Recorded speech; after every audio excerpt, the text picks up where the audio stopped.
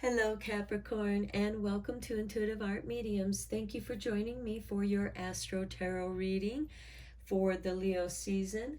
Now, we do have a lot of big astrology going on with the Leo season, so let's get into it. This is a general tarot reading meant for Capricorn, Sun, Moon, Venus, and or rising. So please only go with the messages that resonate with you. We start off with the new moon in Leo, which occurs on Thursday, July 28th at 1:55 p.m. Eastern Standard Time. So please adjust to your time zone. Later that day, we have Mercury conjuncting that new moon in Leo, bringing in new communications. We also have Jupiter going retrograde on the same day at 4:37 p.m. Eastern Standard Time. So again, adjust to your time zone on the planet. Now, some of you might be experiencing your Jupiter in Aries return. This means that you were born with Jupiter in Aries, specifically Jupiter in retrograde in Aries. So you'll want to see what the degree is in your natal chart and then see where Jupiter is going to cross over that territory again. Now we do have Chiron, the wounded healer, who is still in Aries, helping us do some really deep soul healing and growth. And with that Mercury conjuncting the new moons are intentions, new beginnings.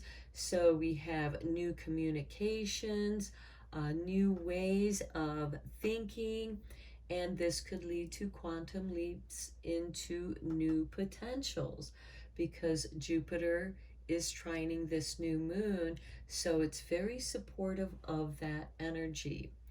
Now, before we get into any more of the astrology for Leo moon, Leo season, let's look at some of your oracle cards, Capricorn.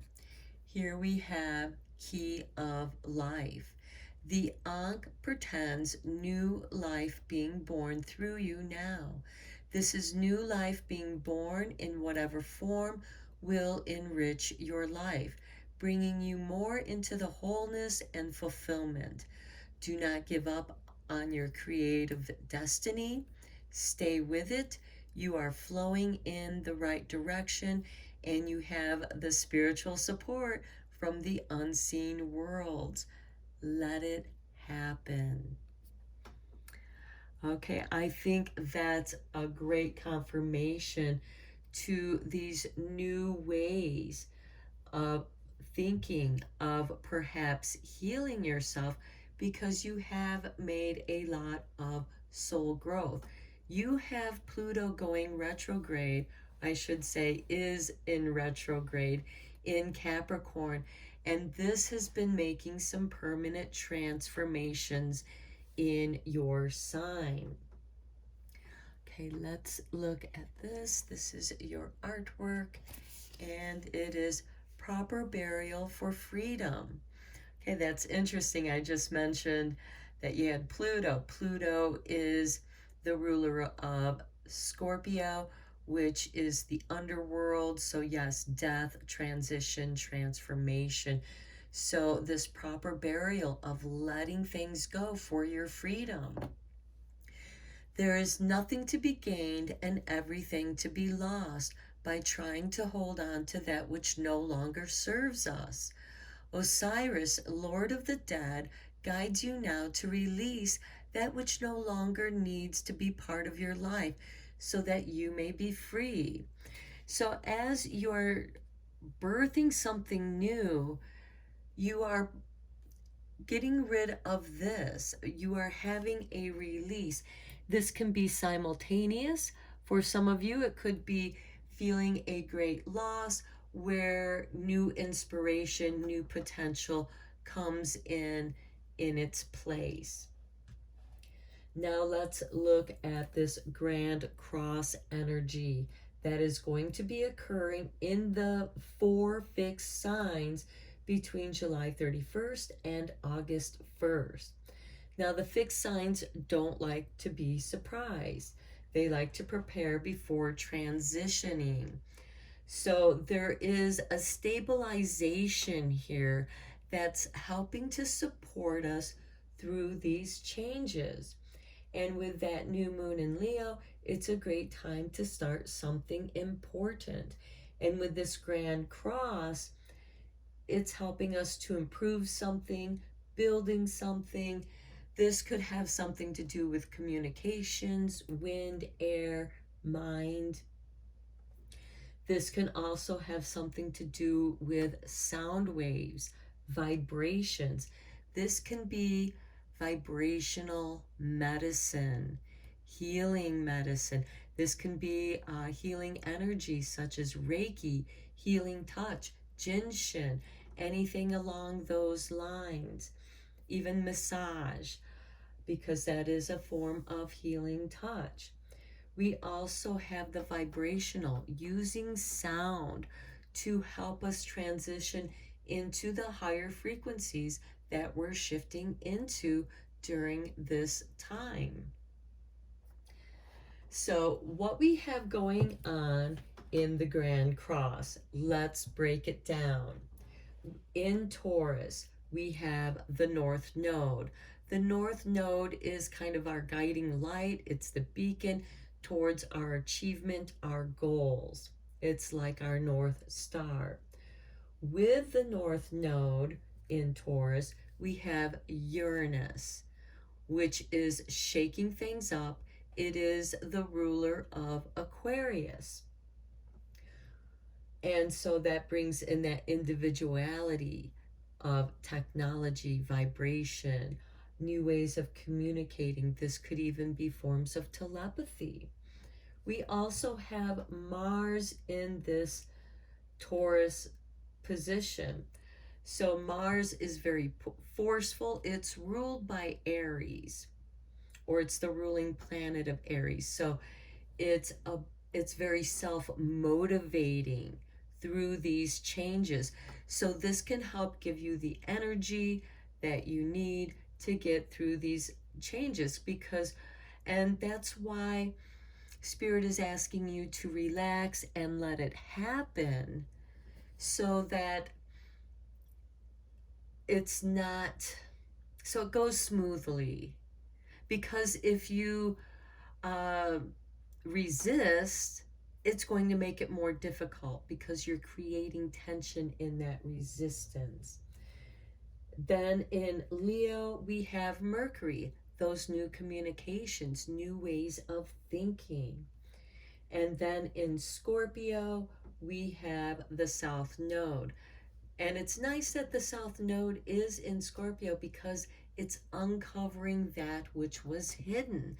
This can be ancient knowledge that we're recovering, such as Reiki was recovered from the ancient Sanskrit tablets and brought back into practice.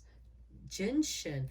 And these things are also transforming and adapting and growing as we are growing. So these energy modalities are also growing and changing with us, helping us to harmonize in the higher frequencies that our solar system has been moved up into. And Scorpio is about that which is hidden. So a lot of those things that were hidden, even those things that we hid from ourselves, this can also be hidden potential that you discover in your self explorations.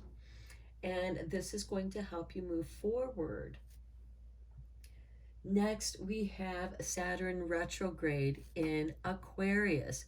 Remember, I said Uranus, which is in Taurus, which rules the house of finances. So this could also change the currency or influence currency and trade, how we exchange information. And with Aquarius and Saturn, this is helping us to build a new vibrational framework in which to exist in this new reality that we're all co-creating for ourselves. So, yes, this Grand Cross is challenging, but it's supportive. It's helping us to move forward and be self empowered, allow inspiration to flow, to strengthen our creativity as we co create our own new reality and how we want New Earth to be. Okay, let's get into the tarot for all that information with the Grand Cross. And Saturn is your ruling planet, Capricorn. So that can very well have a greater impact on you.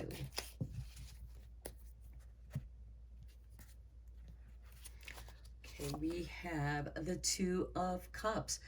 Now, this can be a beginning of new relationships. This can be a platonic relationship, but it can also be something that turns romantic. But this is based on mutual respect for each other, appreciating and loving each other for the unique being they are, because by being their unique selves, you complement each other. Next, we have the King of Chalices. Okay, this could be romance. King of Chalices is a master of his emotions. So this is asking you to find balance in your own emotions.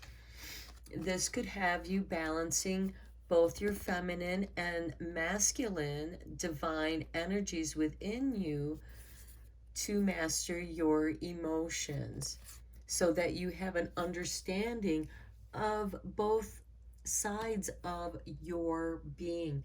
We all have divine feminine and divine masculine energies within us. This is asking you to balance that so that you can master that. Here we have the Six of Cups. This could be a past relationship, someone that you may have had a romantic relationship with in the past, or just an old friend, but someone from your past, you will be communicating with them. Every time this card comes up for myself, somebody that I haven't communicated with or seen in a while calls me or I run into them. This can be a serendipitous moment. This can also be you reflecting on the past, learning those lessons, also remembering the good times you had, because sometimes going through difficult times, it's important to remember those times that we were happy and joyful, so we can bring that energy of joy into our present and attract more joy. Then we have the Ten of Swords.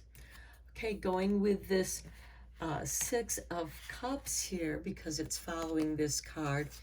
This can also be you reflecting on friends that you've let go, that have passed over, that have, you just went your separate ways.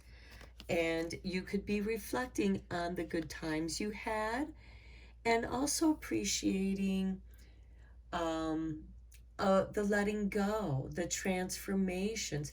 This is part of that mutual respect. I love you even though we're going separate ways to fulfill our soul destiny.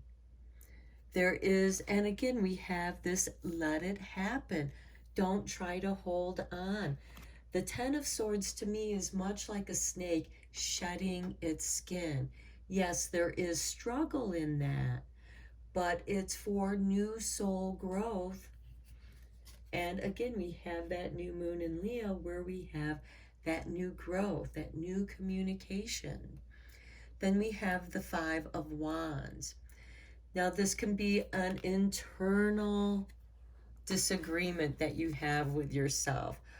where you're going back and forth in your head about something. This could be you ruminating about a negative situation that happened in the past. So as you're reflecting on the past, because the Six of Cups can also be a card of nostalgia and melancholy, wishing for simpler times. But there's this conflict, and it is in this conflict that you are releasing something. So that's what's going to kind of bring the attention, that friction of ideas. And this could be of ruminations, you getting caught up in your mind loops. But again, you have this King of Chalices. Master that. Let it become inspiration, because the wands are your ideas. And this could be you working out the new framework that you want to build for your new reality. Here we have the moon. I feel that this is reflective of both the new moon in Leo and the full moon in Aquarius, which is going to illuminate Saturn, your ruling planet, Capricorn. So I do feel that this moon card is going to illuminate. And again, we have the balancing between shadow and light, because with light and shadow, it enables us to see that which exists. It enables us to see the possibilities. Without the light, we would not be able to see in the shadows. Just as without the shadow, we would be blinded by the light. So you need a balance of both.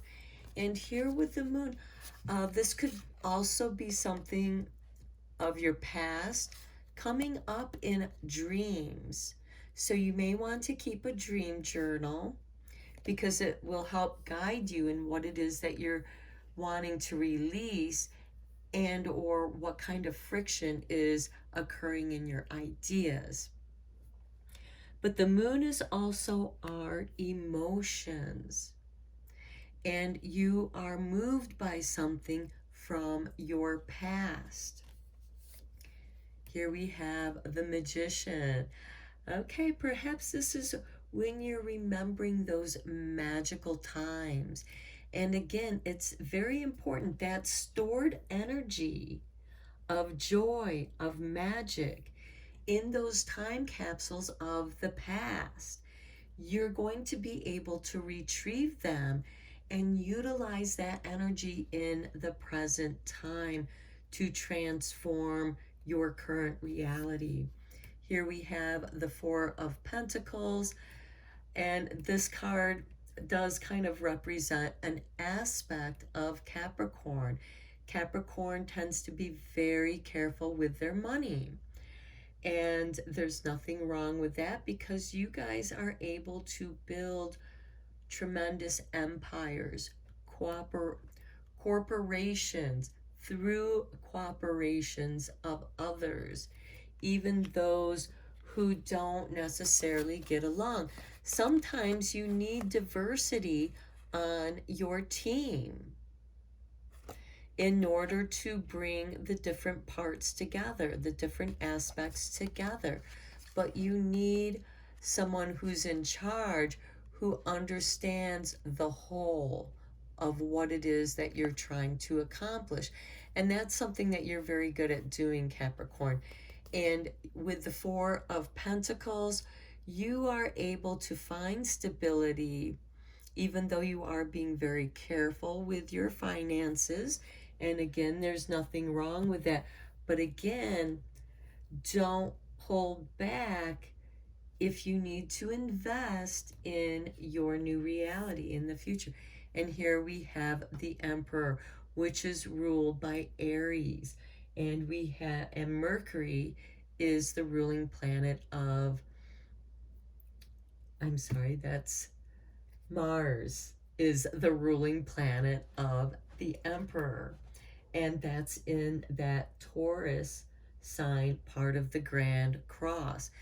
And this is that organization, that framework of building a strong foundation in your community. You know, this could be that you had an idea in the past, and perhaps it's been coming to you in dreams, perhaps even daydreams or forms of inspiration, and it's asking you to incorporate that into your structure. Okay, let's talk about the full moon in Aquarius, which is going to occur on Thursday, August 11th at 9:36 p.m. Eastern Standard Time. So again, please adjust to your time zone on the planet. I really like the time that it shows up, the 936, the God frequency according to Tesla. So you may want to tune into the God frequency to help harmonize and raise your vibrations to that frequency. And with that full moon in Aquarius, it is going to illuminate something in Saturn. And it will have a greater impact on you if you are experiencing your Saturn return as well. Okay, let's look at your moon magic here.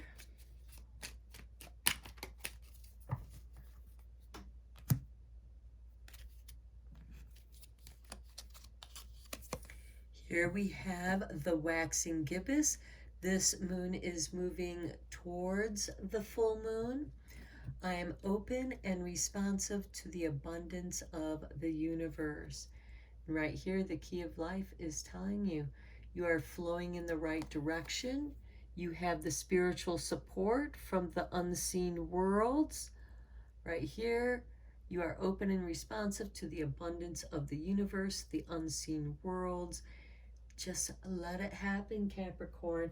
And that can be your greatest challenge. And I see that there with the Four of Pentacles.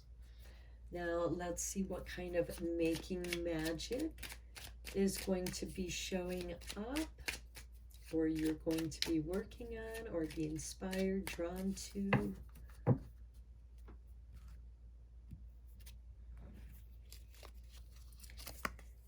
Triple spiral, listening to divine wisdom and joyfully learning life's lessons. That's with that 5 of Wands and 10 of Swords when you're feeling that friction, which could be exposed in your dreams. That's how you're going to be listening to the divine. The moon is also divine feminine. Perhaps you need to invite more divine feminine energy to connect with, to help balance your energies out. Okay, now let's look at your starlight. Since again, we have big astrology going on in this Leo season.